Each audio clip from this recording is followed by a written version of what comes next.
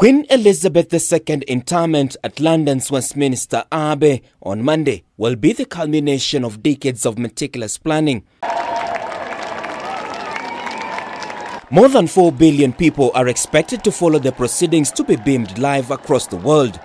Around 500 foreign dignitaries are expected, including heads of state led by US President Joe Biden, kings and queens from across Europe, and leaders from Commonwealth nations. Among the national leaders in Europe who have confirmed their attendance is French President Emmanuel Macron.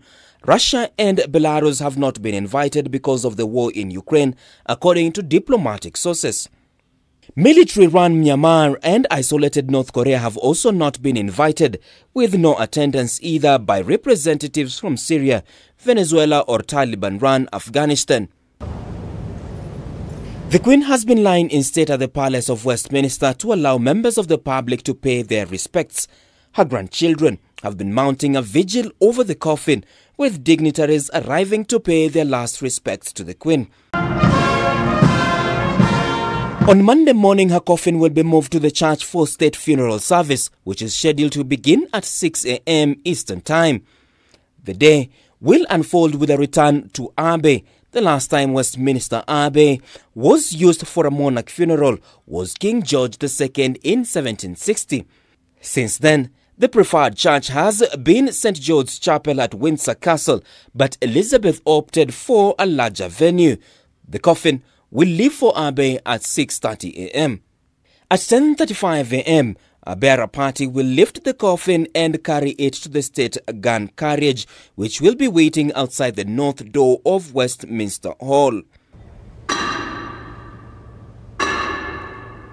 It will be drawn by 142 junior enlisted sailors, naval ratings rather than horses, and will set off at 10:44 a.m. The Queen's eldest son and successor, King Charles III, will lead members of the royal family walking behind the coffin to the west gate of Westminster Abbey, arriving at 10:52 a.m.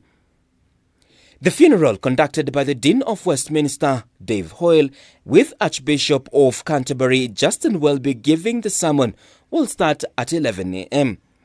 Towards the end of the service at around 11:55 a.m., the last post-bugle call will sound, followed by a 2-minute silence.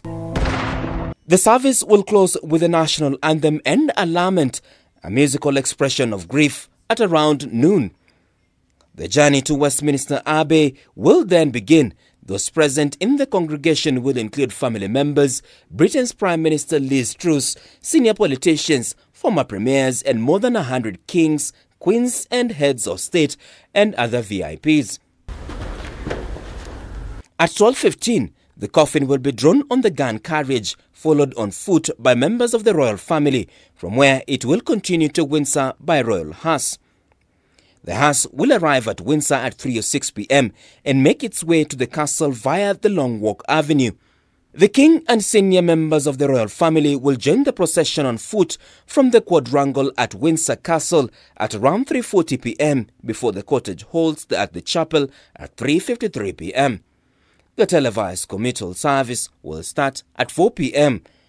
Monday's committal service is expected to be attended by at least 800 people, most of whom will not have been at the Abbey.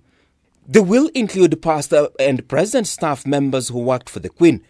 At the end of the service, the coffin will be lowered into the royal vault as the Queen's piper plays a lament from the doorway and the Archbishop of Canterbury pronounces the blessing.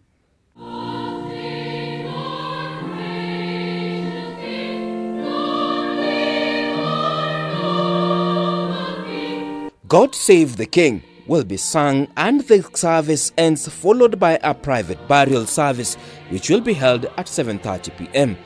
The Queen's final resting place will be King George VI Memorial Chapel, which is an annex to the main chapel, alongside her husband, Prince Philip.